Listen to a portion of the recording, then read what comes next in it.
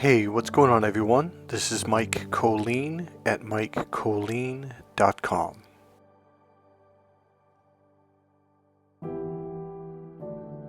So, this video is inspired by a video that I just watched. I saw it about a year ago. I forgot about the video, but it brought up a memory.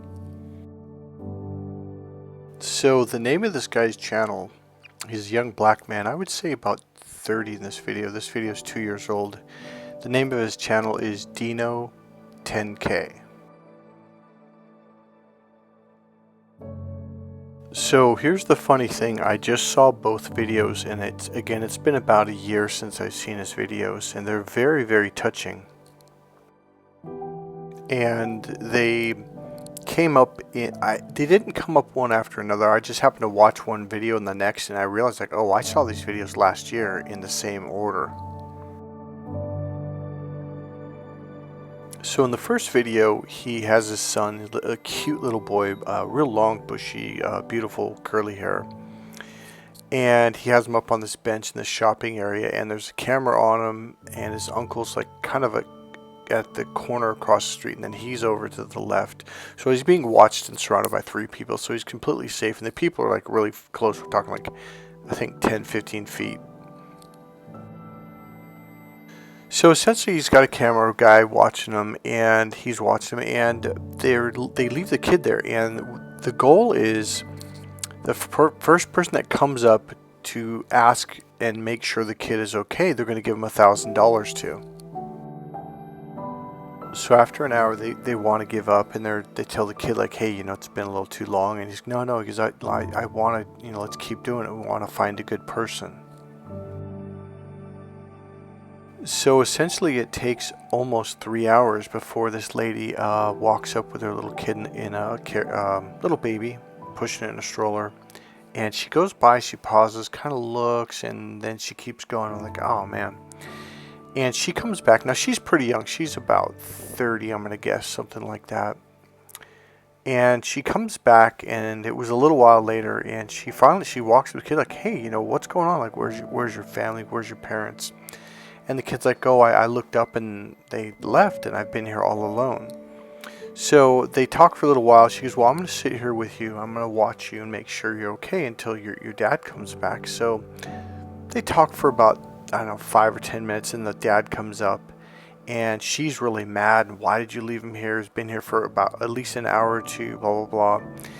And so essentially he says, hey, it's a social experiment, and he gives her $1,000. She goes, oh, because she was like really mad, like, you need to watch your kid, you can't leave him there, like, what if someone took him, etc., etc., etc. So then I kind of just randomly was clicking through YouTube, and then I found this other video, and I clicked on it, and the video is, let's see if I still have it here. I'm going to put a link to this video in there. So let's look at what a hug did to this woman in the middle of Walmart. So he walks up to this woman. It was another black lady, and she was probably about 30 or so, something like that. And he walks up to her and he says, hey, I'm giving out hugs today. And she goes, what? She goes, leave me alone. He goes, no, I'm just giving out hugs today. Everyone's just doing this kind thing. She goes, no. She was really, really, really resistant. No, leave me alone. I'm shopping. And he goes, okay, well, I'm just going to stand here next to you while you're shopping. She goes, no, leave me alone, et cetera, et cetera. And eventually she barks enough, and he walks away up to his buddy who has the camera. He's like, man, she's just really adamant. He goes, well, you win some, you lose some. Let's walk on to someone else. He goes, no. And in the screen it came across, he had a feeling about this one. So he went back, and he was persistent, and I was kind of a little, you're kind of pushing it, leave her alone. But she needed a hug really bad. And so he goes, I tell you what, you give me a hug and I'll walk away right now. He goes, even if it's a little tiny hug. She goes, okay. So she kind of gives him a side hug, let's go. And he goes, that's it? He goes, that's not a hug. And she goes, you said if I gave you a hug, you'd walk. She goes, give me a real hug. So she gave him a bigger hug. And he goes, there's a good hug, and he starts to walk away, and he's actually pretty far away, and she goes, hey, come back. And he's like, what? He goes, come back. And he goes, why? She goes, I need a real hug. He goes, "You're the one that's been yelling at me, pushing me away." She goes, "I know, I'm sorry." And so she wraps her arms around him and he holds her for a while. She's crying. And so they start to talk after that, and he goes, why are you crying? I didn't mean to make you sad. And so essentially her father had just died. I think, if I remember right, she said it was that week or that month. So he had just died, and there's some other stuff going on. So it was a really nice video, and it'll make you cry.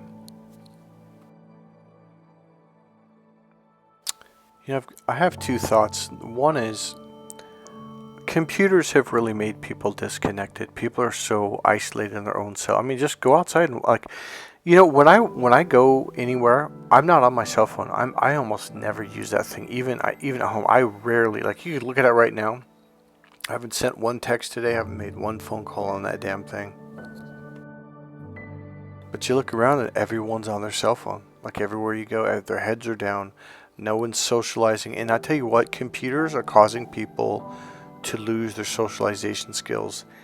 The younger people in their teens, 20s, 30s, probably up to about 40, they've really never developed social skills. This is why a lot of people yell and scream.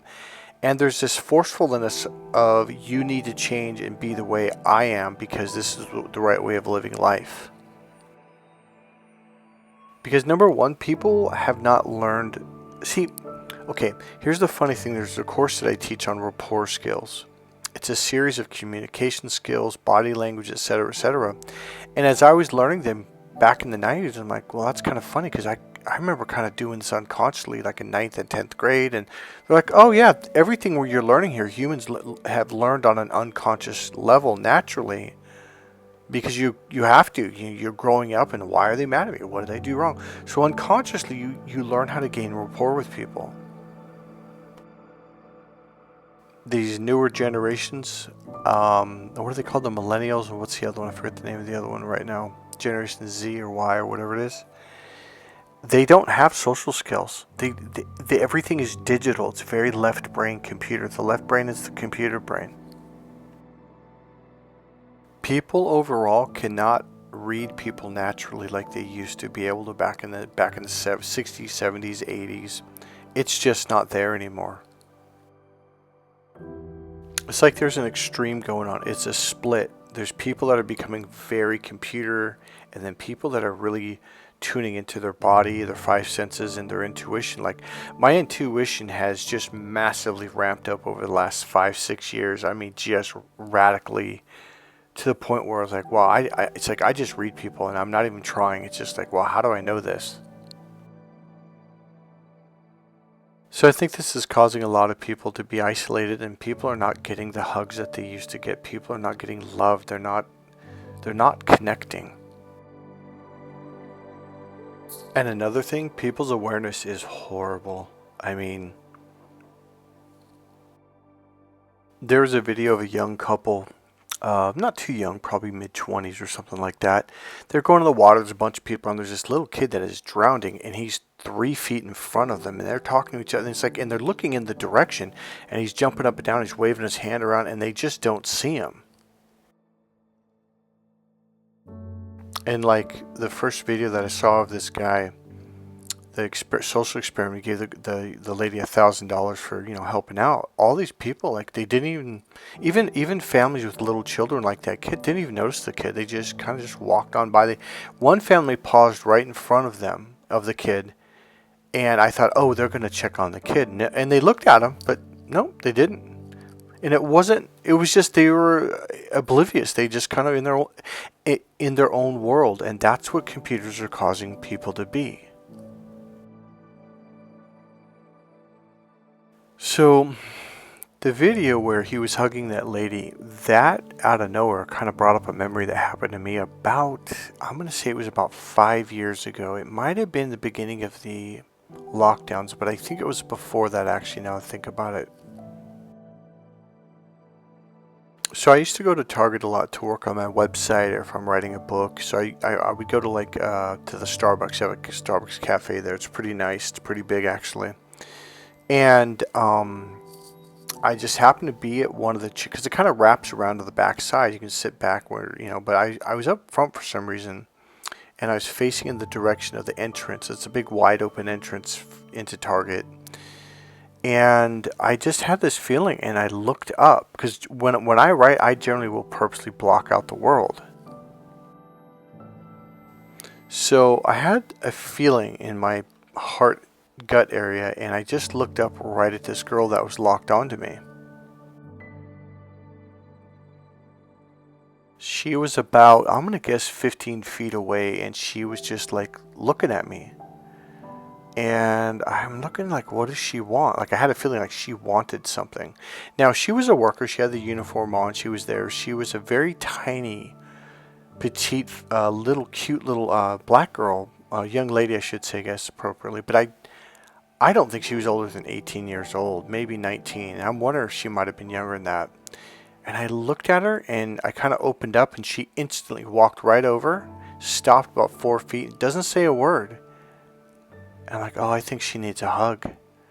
And I looked at her. Now, she wasn't crying. She just had kind of like this plain, straight face, like no expression.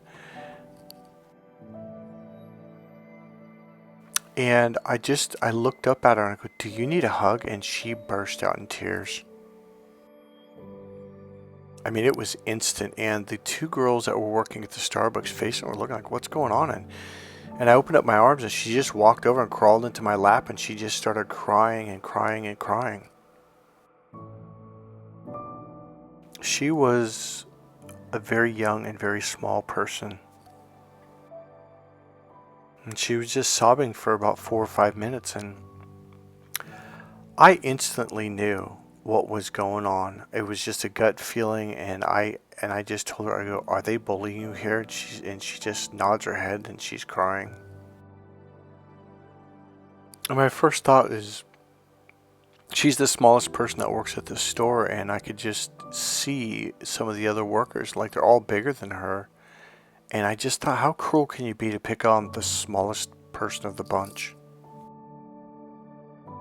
So now that I know what narcissist abuse is, narcissist abuse are demons. They're demons. I mean, that's really what it is. Who would do that? Who would group up with 4, 5, 6 other people to just mess with someone emotionally, mentally, maybe even physically? A demon. A flat out, cruel, wicked, demonic person. That's who. And that's what I think of narcissist. The minute I'm like, oh, this is that's exact. I just go, boom. Yeah, this is a demon. This is an evil person. I made a video that came in about 2 or 3 nights ago. I think the title was something like how I found my happiness after narcissist abuse is. I used to think, oh, just the narcissist, but then like, what about all the people around them? Then because they play the game and they call you and why did you leave them? Why aren't you talking to them? Like, why are you being so mean? And so I realized like, oh, these people are narcissists too. And I view them exactly like what I just described the narcissists. They're demons. They are evil and wicked. When I realized that, the image in my mind of all these people, like boom, they're all narcissists. They have the same. It's like they're far away, they're dark, and I don't care about these people anymore. Whereas before, that's what I do. So I try to explain myself and get them to understand that where they were attacked. It's like, oh, they're doing the same thing. So the minute I saw them in this light as a group, the flying monkeys, that's when everything released. It was like, I see them in the same light as narcissists. Narcissists to me are worthless people. I don't want to have nothing to do with them. It's like one of the final things I finally got to 5 years ago or so was like, oh, you're a narcissist? Oh, I'm done. Yep, I don't care. I don't give a shit. And it was when I added the flying monkeys into that same perspective, image, mentality, that's when I started finding my happiness. Because, oh, yeah, you can't hurt me because I know what you are. I'm not going to explain myself. I'm not going to talk to you. It's just like, boom, it's over. So back to this young lady in Target, Starbucks, sitting there, is right now And this is what stimulated me to make this video. I'm watching this other guy doing such kind things and hugging people, and the lady he hugged was kind of similar to the young lady at Target that came up and hugged me and cried. And that's what made me think of her. So I talked to her for a little while. I got her confidence back up, got her to feel good. I said, hey, and I was like, hey, these people are demons. I don't think I use the word demons, but these people are messed up people. Really, I mean that. I'm not just saying it to be nice. I gave her this kind of a pep talk and shifted her perspective, and I built up her confidence. So she had to go back to work. I felt really good about it. But the one thing I'm realizing right now as I was watching this guy's video and this memory came up is she's an empath. Another feeling that I had gotten was that she had no one to turn to. And I don't mean just at that store, but her family was probably narcissistic, and she had no one to love her, no one to support her, no one to just hug her. She was probably surrounded by very cruel people. Let me tell you something about that right now. Narcissists are operating from their lower reptilian brain. That's why they're not intelligent people. They're really not. The reptilian brain is the predator brain. It's the same brain that a predator, like a lion or a hyena or whatever, when they hunt their prey. They're looking for the weakness. So call it Mother Nature's way of thinning the herd. And so if they see, the problem is they get kindness mixed up with weakness or low intelligence or whatever, when it's not at all. I remember I looked at this last person that messed with me about 5 or 6 years ago, and I looked at this guy like I could fucking crush you. I could just break you. But narcissists don't use their right brain. The right brain is the brain that can really read someone. The left brain, it's all logic. It's like, well, if you say it, therefore it must be. And that's why those people think that way. Oh, well, this is what they say, therefore it must be. And they say that that's fact. It's when it's not fact at all. All I'm saying is narcissists have a really hard time reading someone. Like my ex-girlfriend, I hear I was a national champion of kickboxing, state champion of boxing, wrestling champion. At the time, I was benching 365 pounds, deadlifting 600 some pounds for 5 reps. I mean, I was a beast.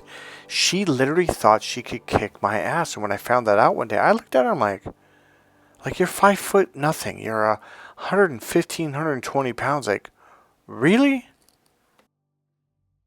So one of the things I learned when you deal with narcissists is the minute you get pissed off and you get in their face, they're like, oh shit. It's like the light bulb goes on. They're like, oh shit, I misread this person. Like, well, I was a national champion. I've done this. I've trained in this since I was 4 years old. I've trained in this and competed in it.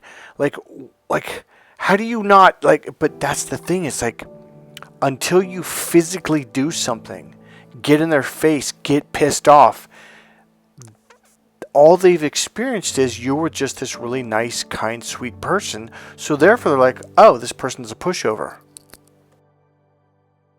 They literally take kindness as weakness. That's how they gauge everything. So you've got to bark in their face. You've got to get in their face, put your finger in their face, and you've got to scream at them when they do you wrong. Because otherwise their predator system will click in and they're like, oh, this is a target. It's literally like animals, like lions and tigers and stuff, going after the weakest of the herd. They're thinning the herd. And I'm like, I'm not weak. I could kick your ass right now. Like I'm the lion. So when I realized and connected this to the last person, I thought, it's because I've been nice. They can't make the connections. All they know is this person's been super nice to me. Oh, they must be weak. Oh, this is a target. I'm going to tell you one thing that I have learned. The minute someone tries to push me, I push back 10 times harder. I get in their face and I do not back down. I am done being nice to people who test me. No more, never again. So one thing that I learned when it comes to narcissists is I have a point where I will just flip and they're like, oh shit, and they get this look in their eye like, I thought I was dealing with a tiny baby mouse and I'm turning out like I'm dealing with this muscular 500-pound lion with huge razor sharp claws and teeth. And they get this look in their eye like, I completely misread this person. And from that point forward, I never back down. I never open up again to that person ever again. Because they're going to test you. They're going to constantly test you and see, they got any weakness here?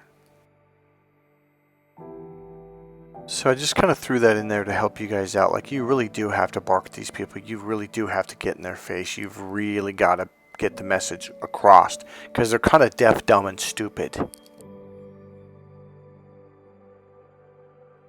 One of the things about a narcissist is they're either or people. It's either left or it's right. They're either weak or they're strong. They're either kind or they're tough.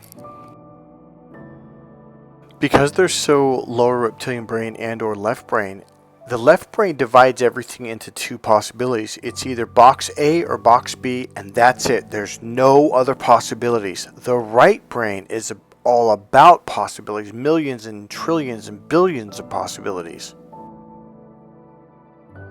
So narcissists break everything down into zeros and ones. There's no other possibility. It's either box on the left. See, it's almost like there's a rectangle and then they put a line down the middle and now there's two boxes connected. It's either box A or box B. That's it. So once they've judged you as being nice, they're like, oh, then they're weak, they're a pushover, and I can treat them like shit, and I can bully them, I can push them around. I remember I was looking at the guy like, hey, and I literally one day I go, what are you doing, man? Because here's a person who's never fought a day in their life, and they've never stepped in the ring, they've never trained. I go, who do you think you're talking to? Like, what exactly are you doing? Because at this point, I didn't really know what a narcissist was, but I was grown up enough to just be like, no, this is not going to go down, dude. My point is this: they do not see. Yes, they're a very kind, spiritual, loving, nurturing being. But they're also dead. They're also deadly. This is a person you don't want to fuck with. They don't see both. They only see or. So once I realize that, I show them both and I make it really crystal clear. They have to see both sides of the fence.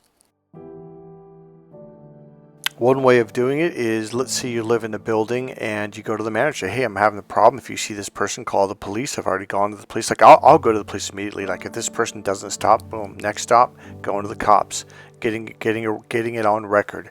Take a picture, go to the manager, show her this. Hey, if this person walks on the property, call 911, call Sergeant so-and-so. He's already aware of this, and have him come down here. In other words, I'm not nice. No, I let them know, oh, okay, so you took my kindness as weakness? Operation plan's going to go into action. Because from that point forward, anything that you do that's kindness, they're like, oh, I can just totally... Think of it as a wild animal that is like, oh, I'm just going to rip this person to shreds. Like, physically, they're going to destroy you. And narcissists will. They'll try to poison you. They'll try to drug you. And if they can get away with it, they will kill you. So, back to this young lady. You know, what I was thinking today is, number one, I wish I would have left her my number because she needed support. And I don't know, I didn't think of it at the time. I thought it'd be too intrusive. And I just didn't think of it, to be honest with you. But she's an empath and she's probably getting bullied everywhere she goes. And I guess what I'm trying to lead up to here is, it just really dawned on me. There's a lot of cruel, wicked people out there. They've always been there. You know, like I keep telling you guys, like, look, we are just now coming out of the dark ages. A lot of people think, oh, it's like, boy, back in like 1100, 1200 or whatever, back in the king and the queen days. Like, no. We are just now coming out of it. That's why we are seeing narcissists and their abuse and their tactics. See, they've done this to mankind around the world for thousands and thousands before Jesus came on the scene. The reason why Jesus came on the scene was because of this darkness. So the reason why we are seeing narcissist abuse now and their tactics and gaslighting and learning all about this stuff is because we're now just finally seeing it because of the light. I mean, look at what Sean Combs did, P. Diddy. I mean, he had been on a reign for more than a decade. I think it was 2 decades or more, where he was doing the worst things to humans. I mean, they're talking about now how, I hate to say it, but, like I kept saying, like, well, what's the big deal about all that, about the baby oil? Well, they were putting GHB in it, and what it would do is it would soak through the skin, and it would basically make people forget. And there's that other drug that they would do, and they would forget what happened. Like, these girls were waking up with bruises all over their bodies, and like, well, what happened? And they didn't know. And some of the workers there would try to tell them, but they would forget the very next day. And then some of the people would come back months later, not even remember being there before. So I did a thing on this other drug that can be used as that kind of a. I don't want to use the words anymore, but the date blank drug. So about a week ago, I talked about that because I actually Googled it, and like, oh, it makes you forgetful. It makes you forget things, and that's why they use it. So these workers would be like, wait, they're back again, and they don't even remember ever being there months before. I'm not going to go into the brutal details. It's a pretty brutal thing that he did to children too, so I'm not going to go into that. But the whole message is this had gone on for decades. And Hollywood knew all about it. All these people knew all about it. Yet, nobody really didn't. Well, not only did nobody really do anything, nobody did anything. Nobody told the police. And even if they did, probably got swept under the rug. And not only that, but talking about, dark to light. These people were being basically blackmailed, like, hey, we recorded you doing all this stuff when you didn't know what was going on. And they show them afterwards and say, hey, if you go to the police or go anywhere, we're going to reveal this to the world. And so it's back then, it was like, oh, shit, I better keep my mouth shut. Now it's like, oh, wait a minute. I can actually use that against them to prove what they did. So our mentality is changing, and it's allowing us to open up to see the ugliness of what's going on. And that's because of the light. And I do think things are getting better. I do believe the light is showing. I mean, people are changing. One thing I wish I would have gave her my number, just even if I could just give her verbal support, or maybe show up and when people are bullying her, just go to the head manager, like, hey, you've got a problem in your store right now. And, I probably should have done that. I just never thought of it at the time. One thing I would like to do,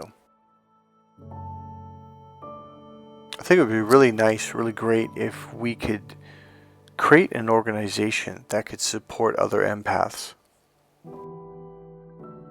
Like, literally, go to their work, talk to their manager, hey, what's going on? And just be strong for them. I could see doing trainings to teach people, like, hey, you need to bark at these people, like, these are animals.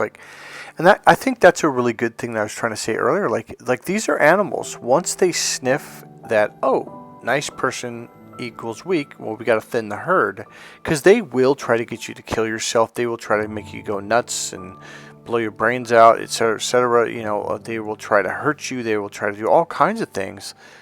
So you need to understand what you're dealing with. Like, hey, this is a wild animal. They're operating off of the predator system. They're not human.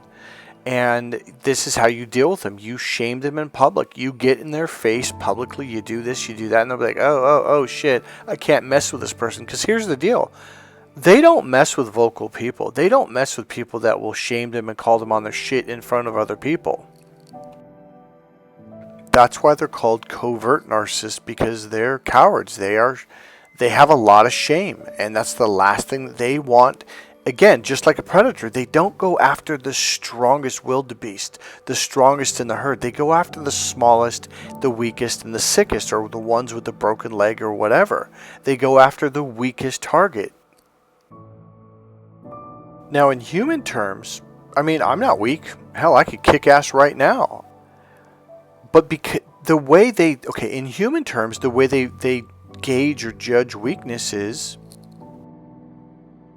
kindness. If you let them get away with stuff, et cetera, et cetera. You have to call people on their shit. You have to keep them in check, just like a wild animal. And then they're like, oh yeah, I can't mess with this person, or I better not, because I'm gonna get my stuffings delivered to me. And remember, it's really not a physical battle with narcissists. It really is a public battle. Their goal is to find someone they can humiliate and shame that won't speak up. But if you're the person that does speak up publicly in front of their coworkers, in front of people out in public, they're like, yeah, this isn't part of the deal for me, so I'm out. So if you're a small lady, don't think that you can't be strong. You absolutely can. So there was a teacher I had in 5th grade, cute lady. She was, I don't know what she was. She might have been Asian. I'm not really sure. But she was tiny. She was petite. She was probably 4. In fact, I think she was 4'11". I think she even announced that. And I just thought she was the most kindest, beautiful, feminine lady. And I had a crush on her. I kind of I don't know if I fell in love with her, but I really liked her. And one day she just barked really loud. I was like, oh, geez, like it's intimidated the crap out of me. And then she barked at another teacher. She barked at one of the students. I was like, whoa, whoa, whoa. And like, what the hell's going on here? I remember even the principal came into the classroom one day. I don't know what they were talking about, but she kind of barked at him. I was like, whoa, this lady, she doesn't care who you are. She's not backing down.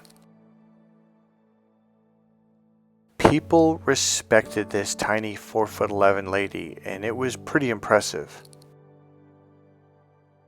Somehow, she probably had people push around when she was younger, and this is something probably maybe her father taught her, a teacher, someone pushed her like, hey, you got to call people on their stuff. You can't let them get away with this. So she learned to be a very strong lady. So it's not about your size or your strength, your physical muscular strength. It's about calling people on their shit, barking at people, raising your voice. One thing I do want to say is it does get better. Like you learn these life skills. Like, oh, this is one of those people, so I got to get him out of my life. Put the wall up to them, walk away, block. Say, hey, don't approach me. I'm going to the police. Do this, barking at them. Like, oh, see, that's what they do. They kind of like when they first meet you. They're like, are you soft? They're kind of sensing you out. Well, once you realize someone is like this, you've just got to be like, put them in their place and show the hard side of you. Then they're like, oh, okay.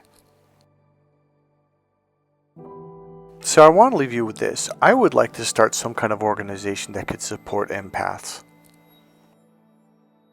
I have no idea how. I don't have the money to do it, but who knows? Maybe someone will hear this and maybe a couple people get together and maybe we can build something. I think right now, people just need kindness.